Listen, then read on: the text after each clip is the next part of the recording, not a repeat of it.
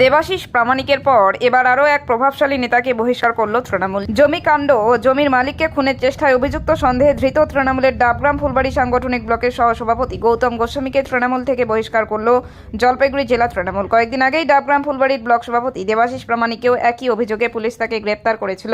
পরে তাকে বহিষ্কার করে তৃণমূল।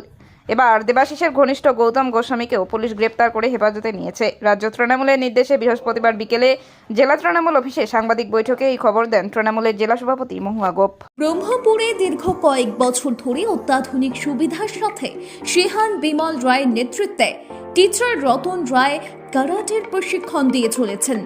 আগ্রহী অভিভাবক তাদের বাচ্চাদের অ্যাডমিশনের জন্য আজই যোগাযোগ করুন। আমাদের নাম্বার 9678190076। আজকে জলপাইগুড়ি জেলা তৃণমূল কংগ্রেসের পক্ষ থেকে আপনাদেরকে এখানে একটি বিশেষ ঘোষণা বা বিশেষ কথা বলার জন্যই এখানে ডাকা হয়েছে। যেরকম আপনারা দেখেছেন এর আগেও রাজ্য তৃণমূল কংগ্রেসের কমিটির মাননীয় সভাপতির নির্দেশক্রমে এর আগেও জলপাইগুড়ি জেলায় আমাদের ডাবগ্রাম ফুলবাড়ি যে ব্লক, তার ব্লক সভাপতিকে যে বহিষ্কার, প্রাথমিক সদস্য পদ সহ তার বহিষ্কারের কথা যেমন জানানো হয়েছে, তেমনি ইতিমধ্যে আপনারা জানেন যে আমাদের ওই ব্লকেরই সহসভাপতি গৌতম গোস্বামী তিনিও এই মাননীয় মুখ্যমন্ত্রীর নির্দেশক্রমে যে বেআইনি জমি দখল বিভিন্ন বিষয় নিয়ে যে প্রক্রিয়া শুরু হয়েছে প্রশাসনের পক্ষ থেকে, সেই একই সূত্র ধরে তিনিও এখন পুলিশের হেফাজতে রয়েছেন।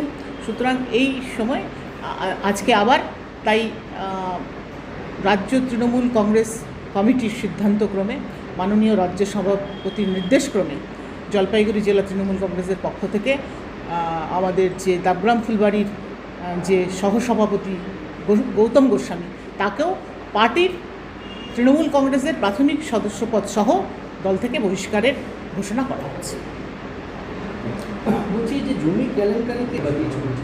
না, অবশ্যই এটা তো আমরা দীর্ঘদিন ধরে দেখে এসেছি যে এই ধরনের বিষয়গুলো চলতো।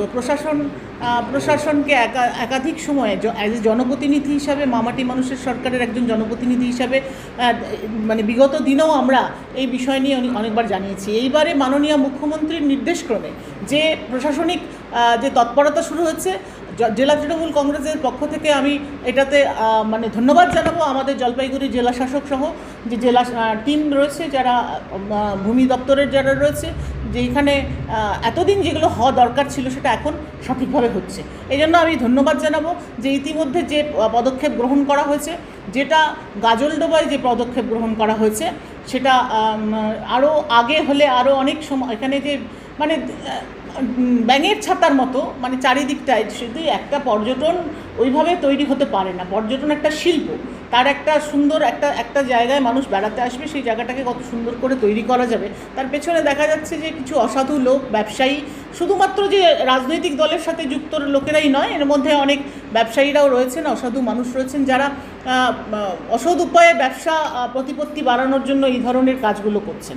তো সেইখানে এটা হয়েছে। তার সাথে সাথে গতকাল আপনারা জানেন যে আমি এটা জেলা শাসককে এটাও জানিয়েছিলাম যে শুধুমাত্র গাজলডোবা নয়, এইরকম পর্যটন ক্ষেত্র যেগুলো লাটাগুড়ি মানে আমাদের মাল ব্লক এবং ক্রান্তি ব্লক বা মেটেলি ব্লক, যে ডুয়ার্স এলাকাতেও কি বহু মানে যে রিসর্টগুলো তৈরি হয়েছিল বাম আমল থেকে, যেগুলো তৈরি হয়েছিল, এটা তো শুরুটা হয়েছিল ডুয়ার্সের ট্যুরিজমের 94-95-তে। 94-95 তখন কিন্তু আমাদের সরকার ছিল না। সেই সময় যার সেখান থেকে পর্যটন ব্যবসা যখন শুরু হয়েছিল একটা প্রক্রিয়া চলে আসছে, কিন্তু আস্তে আস্তে এমন জায়গায় চলে গেছে যে এখন মানে বিভিন্ন জায়গায় এই রিসর্টের সংখ্যা যেমন বেড়েছে এবং দেখা যাচ্ছে যে কোনো রকম প্রশাসনের তোয়াক্কা না করে, মানে প্রশাসনকে বুড়ো আঙুল দেখিয়ে আইনের তোয়াক্কা না করে, মানে তারা মানে অনেক রিসর্ট বেআইনিভাবে গড়ে উঠেছে, যেটা এইভাবে তো কেউ কোনো মানে ব্যবসা এইভাবে, যেটা পর্যটন ব্যবসা এইভাবে চলতে পারে না। তো এই জন্য দীর্ঘদিন ধরে বলা হয়েছিল। আমি নিজে মাল পঞ্চায়েত সমিতিতে যখন ছিলাম সেই সময় সেখানকার মাল মহকুমা শাসককেও এই বিষয়ে অভিযোগ জানিয়েছিলাম, কিন্তু সেই রকম তৎপরতা দেখা যায়নি। তবে আজকে আমরা খুশি যে একমাত্র মাননীয় মুখ্যমন্ত্রী মমতা বন্দ্যোপাধ্যায়, যার নাম মমতা বন্দ্যোপাধ্যায়, তিনি এরকম পদক্ষেপ গ্রহণ করতে পারেন, যেটা দৃষ্টান্ত।